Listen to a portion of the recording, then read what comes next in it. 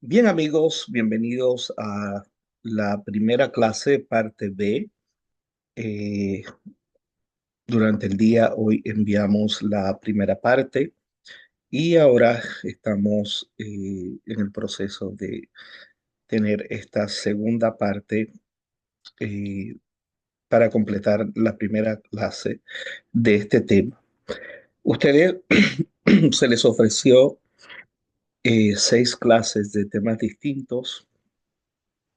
eh, Así que estamos en este proceso con esta serie de temáticas, de temas variados, de los cuales vamos a tocar el tema de la conquista, el tema de Canaán, el tema de Moisés, el tema de la composición de la Torá, el tema de la Septuaginta, bueno, los debates que hay, el tema de los paralelismos con las plagas, eh, entre otros temas que van a estar disponibles, porque es que, wow, ha surgido una gran cantidad. Y luego, yo creo que al final de todo, probablemente vamos a eh, ofrecer una segunda parte de 6 clases más por $50, pero van a ir relacionadas más a algo que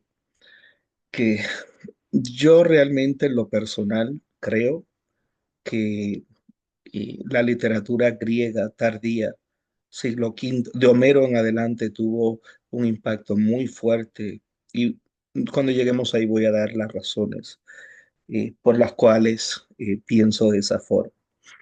Eh, Vamos a la clase de hoy. Sean todos bienvenidos. Mi nombre es Elmore Eliezer del Centro Educativo Shoresh, graduado de la escuela, me gradué con honores de la Escuela Rabínica Hebrew College en las afueras, en un pueblito que se llama Newton, las afueras de Boston. Eh, Así que, eh, nada, estamos aquí creando una comunidad de estudio, de investigación y para este curso tenemos aproximadamente sobre 22 a, ya creo que 22 a 28 autores eh, que vamos a estar presentando. Cada uno es experto en distintos campos eh, y pues estamos en ese proceso. Vamos a la clase. Le voy a dar share y tenemos aquí la clase. Perfecto. Bueno, y le damos acá.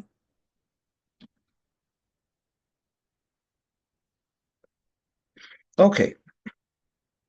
Y ahora pues, bien, muy bien. Estamos bien. Ok. Este es un mapa eh, muy, muy interesante. Es un mapa eh, muy necesario hacia lo que vamos a hacer. Eh, bueno, eh, por un lado, por un lado, eh, tenemos muchas cosas que hablar, ¿ok? Muchas cosas que hablar. Una de las cosas que vamos a hablar es el aspecto mitológico de pues, el Mar Rojo. Eh, para que tengan una idea, no pensaba hacer esto, pero bueno, no, lo hago después. Quiero buscar un mapa. Ahora que vi este mapa se me ocurrió algo y es para ver el Mar Rojo o el Mar de Cañas, el Yansuf, y que midan la distancia de un extremo hacia el otro en kilómetros, para que aún en el lugar más estrecho de el Mar Rojo podamos tener un cuadro de lo mitológico de esa narrativa. eh, eh, y el tiempo que le tomaría a entre un 1,5 millones, un 1,5 millón de personas, millones de personas, cruzar. Para que tengan una idea, para que tengan una idea, eh, como vamos a ver, los egipcios tenían aquí en la tierra de Canaán. Canaán es un pedacito acá. No es, cuando hablamos de la tierra de Canaán, estamos hablando algo más o menos así, ¿ok? Algo mucho menos que esto, algo así como esto, ¿ok? No es lo que conocemos como Israel. Aquí habían moabitas, edomitas, eh, más para acá, hacia el sur. Israel hace, el mapa que tenemos de Israel hace algo así y luego corta así y así. Esto es lo que es la tierra de Israel hoy, pero sabemos que toda esta área aquí, en tiempo bíblico, pertenecía a los filisteos. ¿Ok? Y de eso vamos a hablar más adelante, pero es para que tengan una idea. Ahora, de aquí a distintos puntos, a veces estamos hablando de 40 kilómetros, que es aproximadamente la distancia, 40 kilómetros a pie, toma un día, es igual a un día de viaje, ¿ok? En caballo, pues puede ser eh, medio día.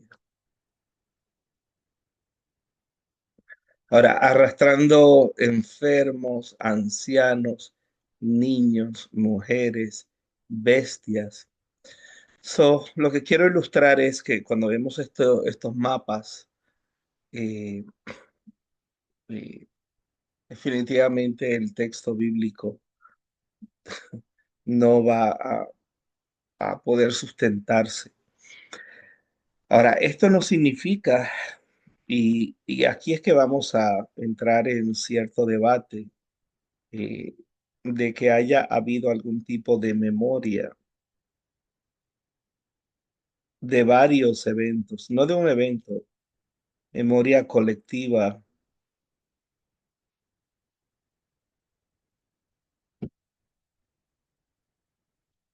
de varios ejemplos, varios eventos, ¿ok? Y estos eventos tienen también otro problema y es que alguien en algún momento, ya cuando existía Israel y cuando existía la monarquía, y eso es otro asunto, y ahí hay casi consenso de que algunos ponen el siglo 8, otros el siglo 7, otros tardío el 6, otros se atreven a decir que hasta el 9, del siglo 9 en este espacio es que se redacta, o no que se redacta, se escribe, eh, pero aparte de que se escriba, sea un papiro o sea en cuero, bueno, sea donde sea, esto tiene otro problema y es la capa de redacción y de editaje de la agenda de los escribas, que pueden ser múltiples capas de los escritores, de los escribas. Y cada uno va a añadir, cada uno tiene una agenda ¿Y cuántas capas? Ahora, ¿cómo sabemos esto? Bueno, esto lo sabemos porque cuando los lingüistas dicen que, por ejemplo, el libro de Josué o Joshua, el libro de Joshua, Josué o Yoshua, Yehoshua, debe ser, en hebreo es así, I, E, O, Shu, Joshua, Joshua, ¿ok? Yehoshua o Yeshua. Ve, so cuando se habla de el hebreo, lógicamente durante el tiempo de Josué no existía el hebreo. Estamos hablando, estamos hablando que una de las cosas que vamos a tener que determinar en el curso es dar una clase de lo que es la era de bronce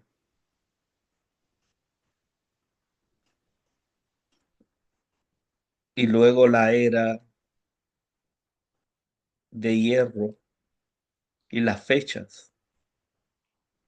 Y no solamente eso, sino que también ver las dinastías, dinastías,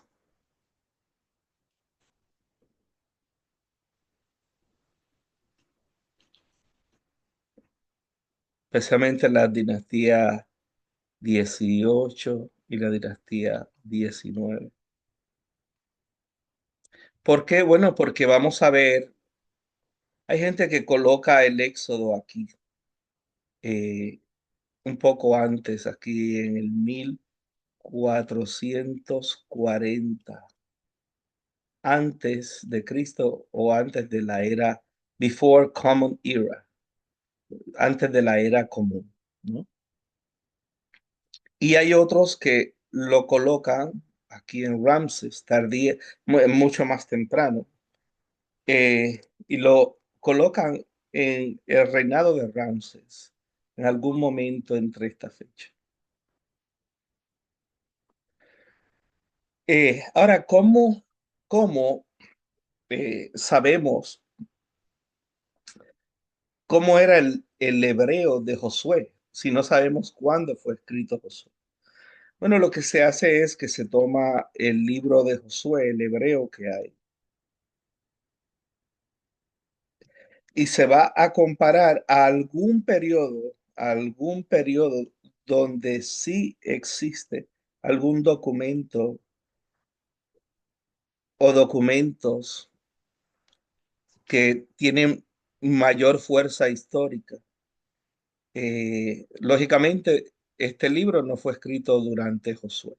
Lleva el nombre de Josué, pero ¿cómo sabemos que fue escrito más tarde? Bueno, por varias razones, pero una de ellas, el estudio lingüístico, es precisamente el estilo, la estructura de las oraciones y el vocabulario que se usa.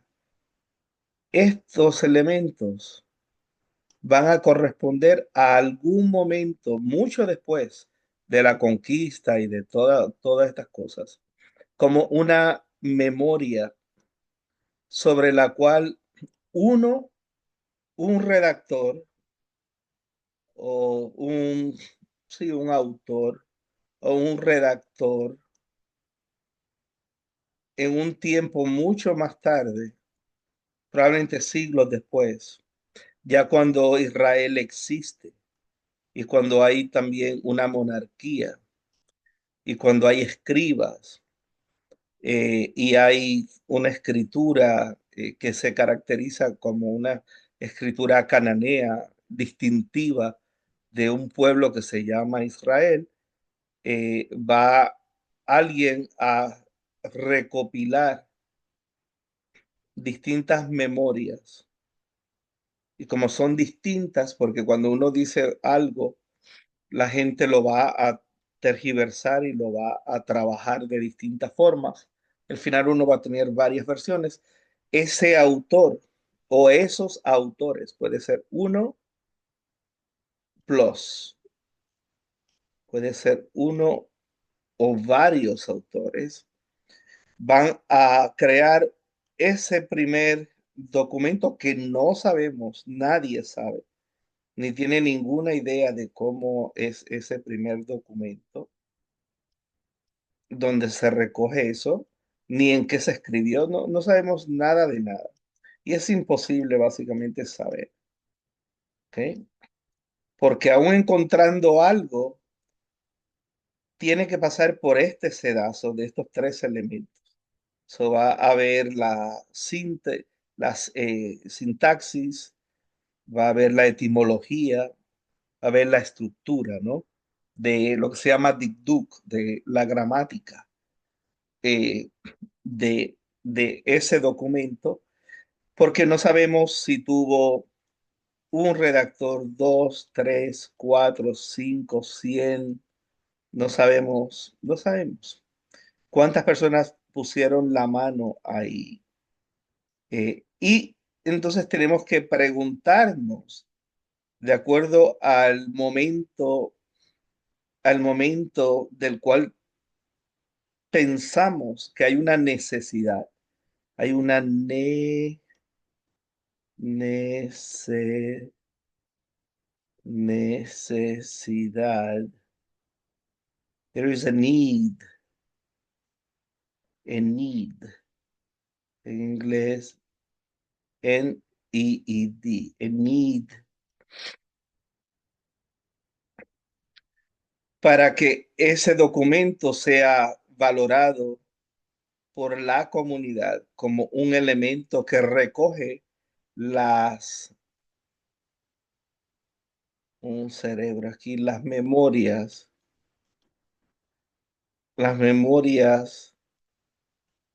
que no necesariamente son ciertas, sino es la explicación de cómo ese pueblo adopta estas memorias. ¿Ok?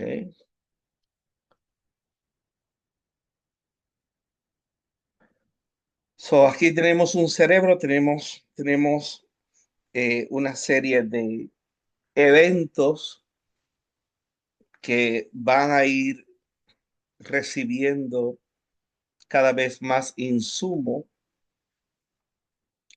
para llegar a una composición que no tenemos ni idea de cómo fue ni qué fuentes formaron o aportaron a ese producto, y luego la redacción de eso, ¿ok? Lo cual va a ser impactado por otra cantidad de elementos.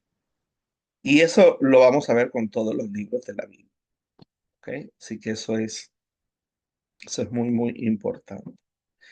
Ahora, lo otro que también es muy importante acá es que, como ustedes ven aquí, tenemos a Siria y tenemos el imperio hitita. Y cuando hablemos, probablemente en la próxima clase, de Ramses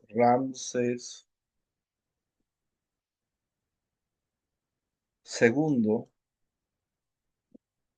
o Ramsés segundo, quien tuvo una batalla y afirma haber ganado cuando no ganó. Y es ahí donde la historia, el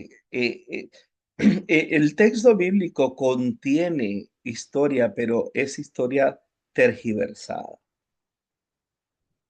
Y los elementos que aparentan ser históricos en el texto bíblico tienen que ser,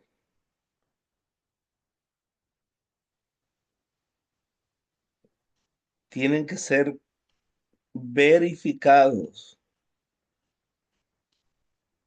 corroborados con fuentes extra bíblicas.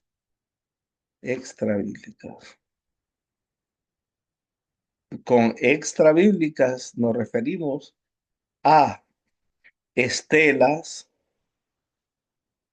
nos referimos a estelas, que son esas inscripciones, a crónicas,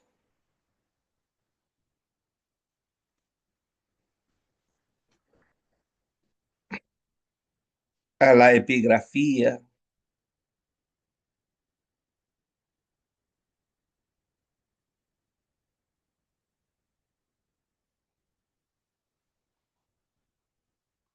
a, la, a lo literario, la literatura. Por ejemplo, pues las tablas de acá arriba, Ugarit, aquí Ugarit, y acá en esta área de acá, de Siria, tenemos Ugarit y tenemos también el área de otros TEL, que son centros de excavaciones. Tenemos también en lo lingüístico, tenemos el acadio antiguo, sumerio, eh, uf, eh, eh, inclusive lenguas a veces indoeuropeas, el ugarit, luego la composición del arameo antiguo, arameo más clásico. So, todo esto van a ser fuentes y escritas también en barro cocido, en tabletas de barro cocido, o piedras que se han encontrado rocas con inscripciones, como la piedra moabita, aunque eso es controversial porque fue destruida parte de ella. Pero esto viene a ser textos extrabíblicos, los cuales también nos van a presentar una historia y a veces de un mismo evento, pero ambos reclamando que vencieron. So, la idea mayormente es poder verificar algunos eventos y poder clasificarlos entre eventos históricos y eventos de una historicidad, pues que va de acuerdo a la agenda, lo cual era muy común en la antigüedad. Okay. So, eso es. Tenemos batallas enormes y enormes en importancia, como es la batalla de Kadesh, que fue entre Egipto y el Imperio Hitita. Y este se considera el primer pacto que conocemos de paz firmados entre ambos. ¿Y por qué esto es importantísimo? Bueno, voy a borrar esto para, para ilustrarles algo. Aquí está Nubia, lo cual hacía frontera con, aquí está Elefantina, súper importante. Todavía no se ha podido refutar este asunto de Elefantina, que lo vamos a ver más adelante y ya en otros cursos lo hemos tratado, ¿no? Eh, pero algo que es muy importante es que una de las suposiciones de los que defienden el éxodo eh, a un nivel masivo, a lo mejor no 1,5 millones de personas, ni 60,000, pero 6,000 personas o algo así. Hay gente tradicionalista que defienden el éxodo y están dispuestos hasta bajar el número hasta eh, a veces hasta mucho menos de 600 personas. Eh, Tenemos que para el tiempo de Ramses y aún un poco antes, toda la gente que vivía acá se le llamaba los pueblos del mar e invadieron. Filistín significa invasor, pueblos del mar. Y estos pueblos atacaron la costa de lo que hoy es Israel. Inclusive se establecieron, como dije, aquí, que todavía están aquí en Gaza, Ashkelon, toda esta área. Bíblicamente los filisteos vinieron y se establecieron aquí, que vienen de el mar Egeo, que es un mar, lo que más tarde va a ser llamado Grecia, mar griego.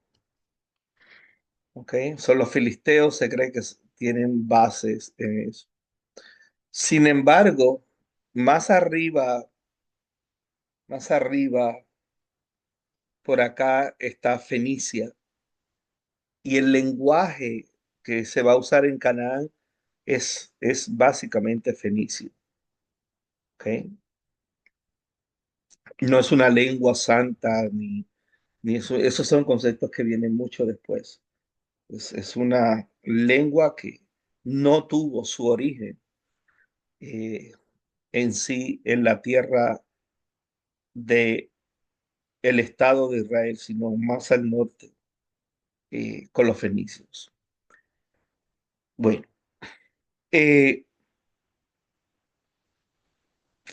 pero yo voy a hablar en este curso un poco sobre la temática del hebreo, porque y de cuándo sabemos que realmente pudo haber escribas que recolectaran esa memoria, y yo sigo teniendo problemas con eso, esa memoria de varios eventos que le permita componer una narrativa que represente la relación de ese pueblo, pero no en aquel momento que está contando, sino cuando ya existe Jerusalén. Y Jerusalén no existía para el tiempo de Moisés ni de Josué, ni asumiendo que sea cierto, Jerusalén no existía. Inclusive vamos a ver después, en la segunda parte que vamos a ofrecer, como autores, eh, distintos autores, entre ellos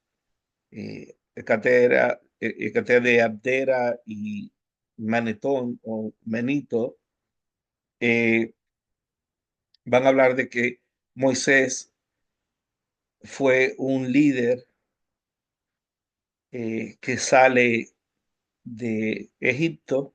Y van a haber varios relatos, que era un líder de leprosos, iba a haber otro de que fue un gran constructor y fue expulsado de Egipto y se llevó al pueblo para construir a Jerusalén. Pero lo cual no concuerda con el texto bíblico, porque el texto bíblico le afirma que en el año 1000 David fue el rey que toma, toma a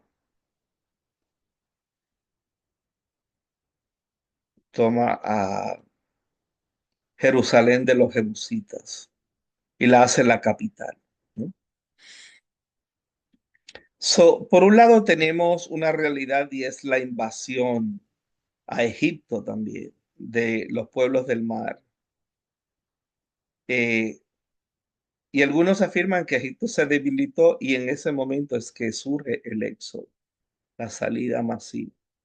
Pero eso tiene muchísimos problemas. ¿Por qué? Bueno, porque durante toda esa dinastía hubo lucha contra los hititas y hubo presencia y puestos acá lo más cerca a la frontera. Inclusive la batalla final grande se dio aquí, en Kadesh, o Kadesh. Eh, esto es muy, pero que muy, muy, muy relevante.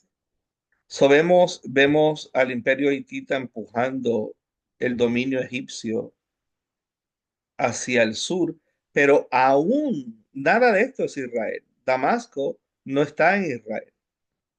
¿Ok? Estamos hablando de Beirut, estamos hablando de Líbano, estamos hablando de...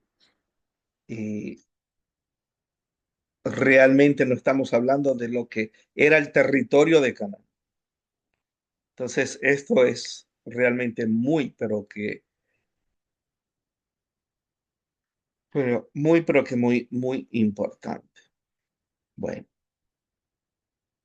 y lógicamente voy a hacer puntitos aquí, pero especialmente acá en la frontera, Egipto tuvo muchos puestos, con diferencia de 40 kilómetros entre cada uno de ellos, que es un día de una persona sola o algunos soldados. Si es un pueblo con mudanza, con como se pinta el holocausto y una gran multitud, definitivamente eso es una idea descabellada, ¿no? Tomarlo de forma literal. Por otra parte, el judaísmo no tiene tanto problema con eso, especialmente el judaísmo rabínico, ni el judaísmo que lo representa así del segundo templo con la menorá. Son dos judaísmos completamente distintos. Eh, Porque también se habla de que el texto de la Torá tiene, ya cuando llegamos al mundo rabínico, el mundo del Rab, se habla de que hay niveles de sabiduría y niveles escondidos o inmersos en el texto y simbolismos. Pero para el cristianismo, los padres de la iglesia y para el cristianismo ya oficial, eso es altamente problemático, ¿no? Eh, Porque aquí se toma literal el texto bíblico como palabra de Dios. ¿Ok? So, eso es importante. Bueno, eh,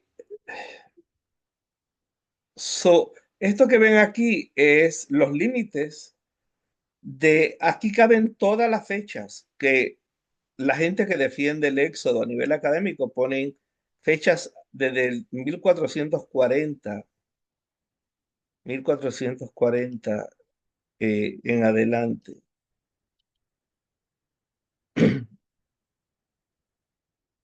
So,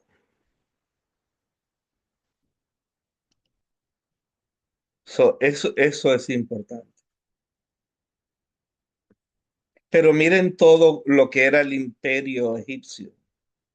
O no el imperio, sino el dominio, ¿no? Porque hablar de imperio, pues, requiere la conquista y la expansión perdón, de,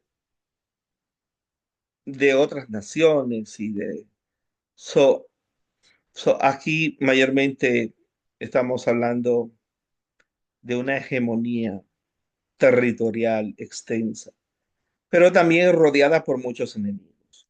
Los del mar, Libia, Nubia. ¿Por qué? Bueno, porque esta era la tierra fértil del Levante. Cuando hablamos del Levante, estamos hablando de la tierra bíblica es todo esto, todo la tierra fértil, la península egipcia, y estamos hablando toda esta área, toda esta área aquí. ¿Ok? Todo esto se habla del Levante. Sin embargo, esta área aquí es el área donde se refugiaban las naciones, iban hacia Egipto. ¿Por qué? Bueno, con sus rebaños, por el delta y por la fertilidad en el Nilo. Eh, por ende, Egipto era un refugio y era más el influjo que la salida. ¿Ok? Inclusive tenemos aún relatos de dos personas, apenas dos personas, y hay relatos, hay escritos sobre las personas que trataban de escapar, esclavos mayormente. Y con todo eso se les hacía muy difícil porque la distancia a carro de caballo que había era a lo mejor de menos de medio día. Cubrían 40 kilómetros. A pie, pues toma un día en, en ese tipo de territorio plano. Y ya si hay montañas, pues es más complejo. ¿Ok? So, esto es muy relevante, formarlo, dejarlo sentado como bases, como base. So, aquí tenemos pues eh, relatos.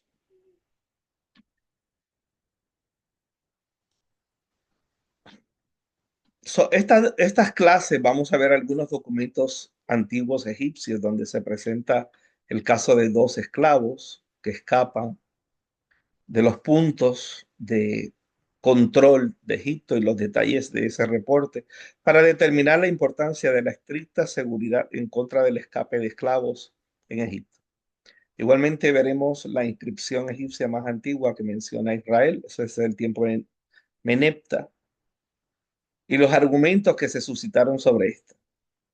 En relación con las fuentes extrabíblicas griegas, vamos a adentrarnos en la interpretación de Manetón por parte de Josefo y la defensa de Filón de Alejandría a favor del judaísmo. Y es claro que existieron varios relatos que tienen detalles sobre Moisés que no se encuentran en la Torá, como por ejemplo ser un líder guerrero contra los etíopes y tener una esposa etíope. Antes de comenzar a desarrollar los temas para esta clase, debemos definir varios conceptos. ¿Qué es Israel? Lo cual vamos a estar hablando y ya he empezado a hablar el Éxodo, el concepto de Jabiru o Japiru, los Chasus de Yah. Sin una clasificación de estos términos, toda la temática se complica, ampliando las posibilidades para mayores especulaciones, tales como las que los israelitas son los Jabiru o Japiru, que Israel existía durante el periodo en el que la narrativa bíblica presenta la historia del Éxodo, lo cual eso todo el mundo sabe que no es cierto, aun los que defienden el Éxodo, o especulaciones sin sentido como que los chazos de Yahoo eran adoradores de Yahweh como prueba de que estos eran Israel. Eh, Entre muchas otras cosas más. Y vamos a trabajar eso. Eh, la palabra Israel no es usada en ningún documento egipcio hasta la dinastía 18 durante el reino de Menepta, cerca del 1200 antes de la era común. Y por otro lado, es claro que hubo mucha gente proveniente de el este del Mediterráneo, la tierra de Canaán, Siria, Madián, en vez de Medián es Madián, entre otras partes que vinieron a Egipto e incluso ocuparon posiciones de gran influencia dentro del pueblo egipcio. Y veamos este interesante caso en el que aparece un visir con el nombre semítico de Abdiel. Y este es un artículo tomado de la revista eh, Biblical Archaeology Review. ¿Okay?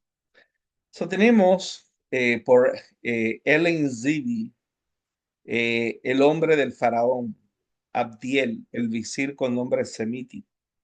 Esto no lo escribí yo, estoy dando la fuente de donde lo tomé porque es un caso que algunos eruditos lo han mencionado y es muy interesante. El propósito de este artículo es presentar a Per El, esta es la traducción a la lengua copta o la lengua egipcia. El visir y padre del dios El, o del dios, si tomamos concepto de El, ¿no? De donde sale también Elohim, el Iyón, el Shaddai, el dios El. Okay. Y el dios El precisamente es un dios que viene del norte de Canaán, más arriba de Canaán, que es donde conocemos Ugarit. Ugarit.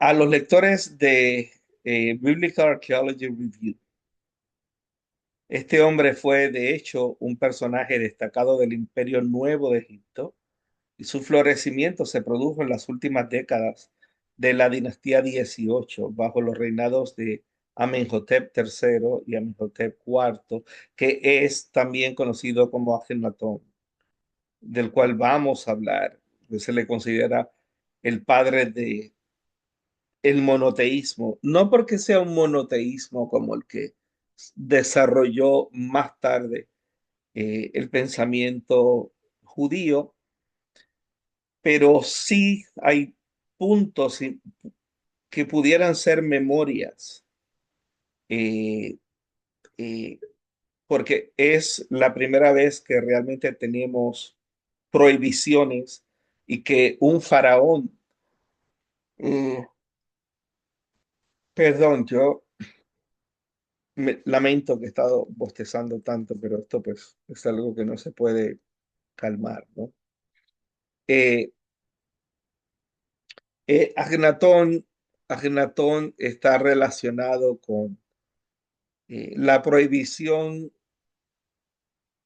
de otros cultos y él toma el rol no solamente de ser la cabeza de Egipto, sino también ser el sacerdote principal de ese culto monoteísta.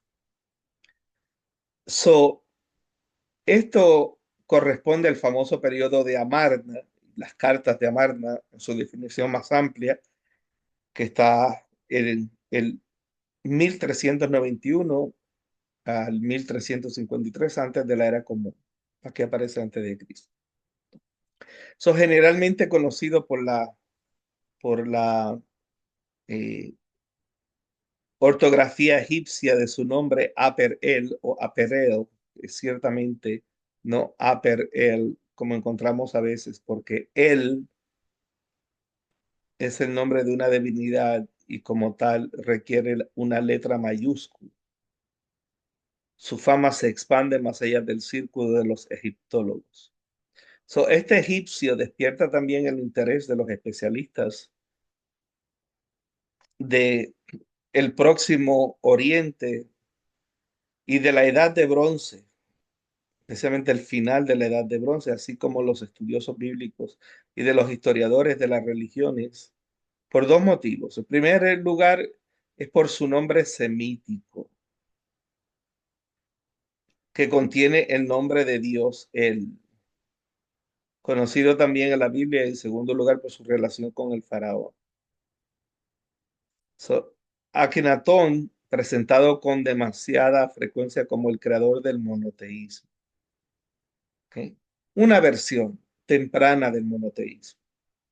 No un monoteísmo es- estricto, pero sí, culticamente sí estricto, pero teológicamente, pues, parecido también a un enoteísmo. So, un cananeo semita, siendo el segundo en Egipto. El nombre Aperel se escribe en egipcio Aperiar, eh, siendo Iar una ortografía egipcia para Ial. Y observemos también que el nombre a veces puede acortarse a Aperia. Reconocemos en el segundo elemento la forma egipcia de escribir el nombre de un destacado dios sirio cananeo y más tarde se convirtió en una designación del dios de la Biblia, apareciendo también en su forma plural Elohim. Es muy importante. Pero su forma singular, el nombre se utilizó en otros nombres bíblicos mucho más tarde, pero de los cuales todavía se utilizan hoy en día, como Daniel, Rafael, Samael, Uriel, Miguel, ¿okay? So, Joel, estos nombres teofóricos. So, en cuanto al primer elemento, aper, aunque recuerda un verbo egipcio que significa equipar, es una forma atestiguada de escribir una palabra no egipcia, el semítico abed o abdou, abdou o abd, como también lo es en el árabe, o sirviente, ¿no? También en el hebreo bíblico se habla de eved, Igualmente. Por lo tanto, el nombre de Aperel o Aperel se pronunciaba de hecho algo así como Abdiel y significaba el sirviente del dios El, no el sirviente de Dios. En cuanto a la forma abreviada Aperia, podría haberse pronunciado algo así como Abdi o Abdou. En ese sentido, el nombre del visir puede compararse con los nombres teofóricos de el Imperio Nuevo de Egipto, haciendo referencia a otros nombres sirio-cananeos asociados con el elemento Abed, escrito Aperreshet, Abdireshet, Aperastarte, Abdishtoret, Aperdegel, Abdigdegel, etc. Por lo tanto, llamaremos al sujeto del presente artículo Abdiel, Aperel, y abordaremos la cuestión de su identidad y sus supuestos orígenes más adelante. Sin embargo, no se descarta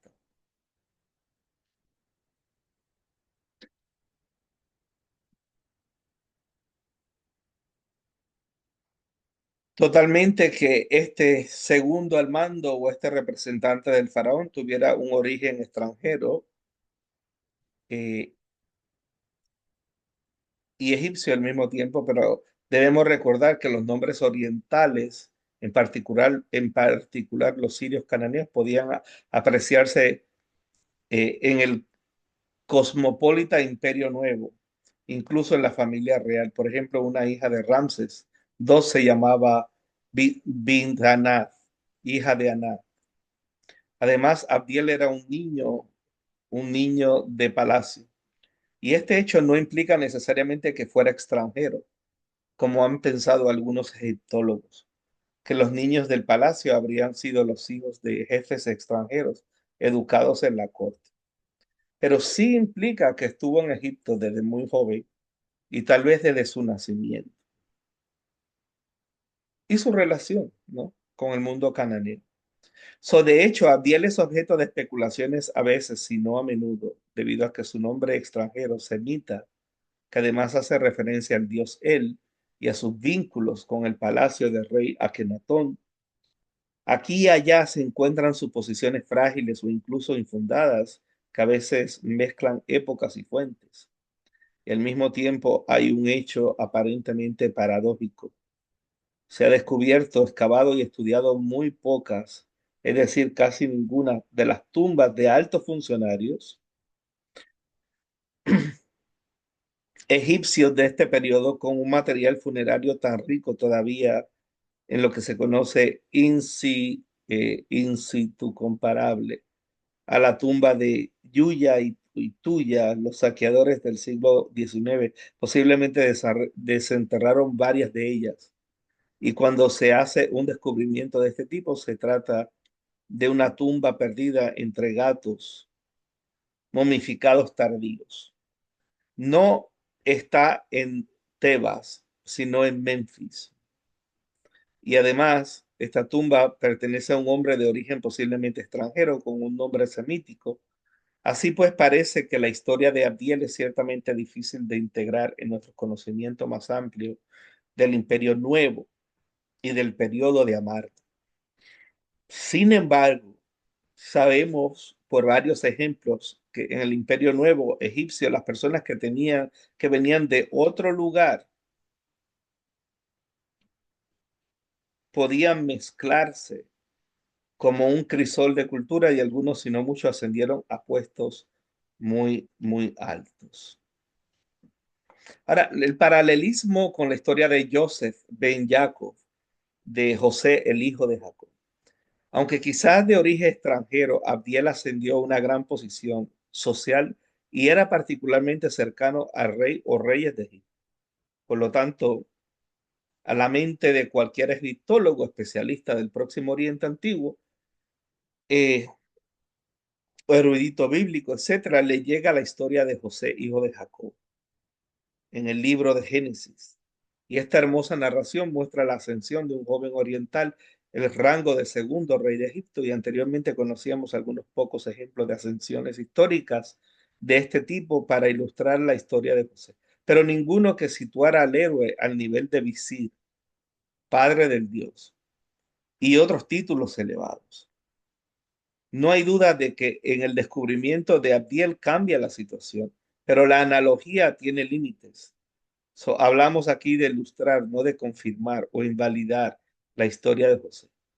Existe una diferencia fundamental entre la naturaleza de la investigación arqueológica y la histórica, por un lado, y la narración literaria con implicaciones nacionales y religiosas, por otro.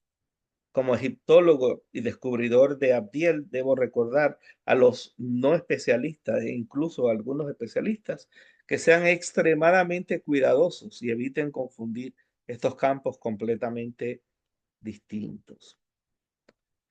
Ahora, el paralelismo con la dinastía 18, pero sé que para muchos la tentación de identificar las dos figuras, me refiero a la de José y la de Abdiel, será difícil de resistir, sobre todo porque Abdiel vivió en el punto de inflexión de los reinados de Amenhotep III y Amenhotep IV, el futuro Akenatón, a quien a menudo y demasiada y rápidamente se presenta como el primer monoteísta.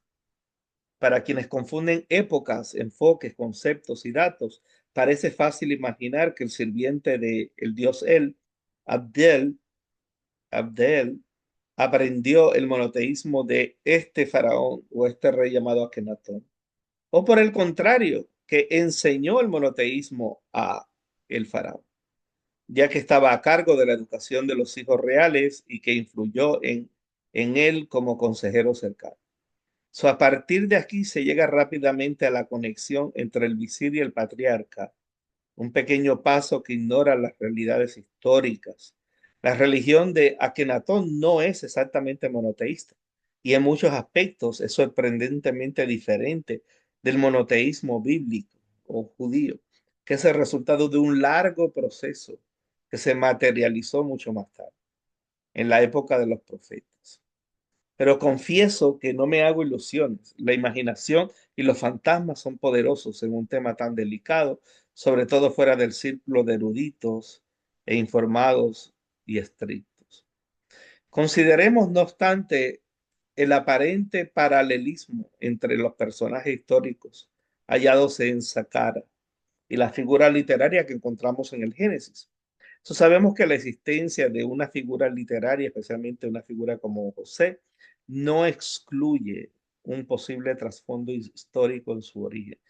O invirtiendo los términos, conocemos muchos personajes históricos que se convirtieron en personajes literarios o que fueron utilizados como tales mucho después de su muerte.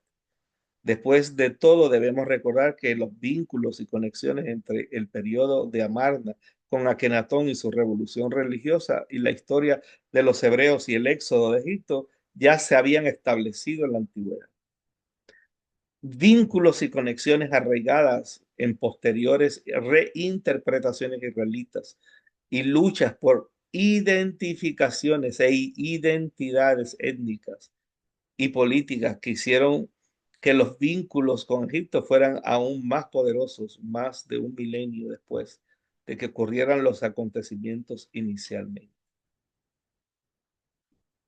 Ahora, lo vamos a dejar aquí porque ahora vamos a un tema muy interesante, que es la egiptóloga Maggie Bryson, que va a reaccionar a todas estas cosas, ¿no? Eh, So, nos quedamos en el caso de Abdiel.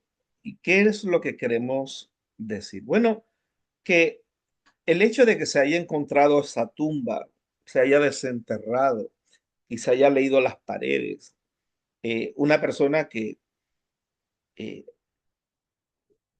dentro de las inscripciones que aparecen en su tumba no hay más mención ni de Israel, ni de el Dios de Israel, ni del Dios él, sino que su nombre significaba eso y sabemos que era cananeo. En parte es normal porque el culto al Dios él nace, hasta donde lo conocemos, en Ugarit, que es al norte de Canaán. No es en Canaán, es al norte de Canaán.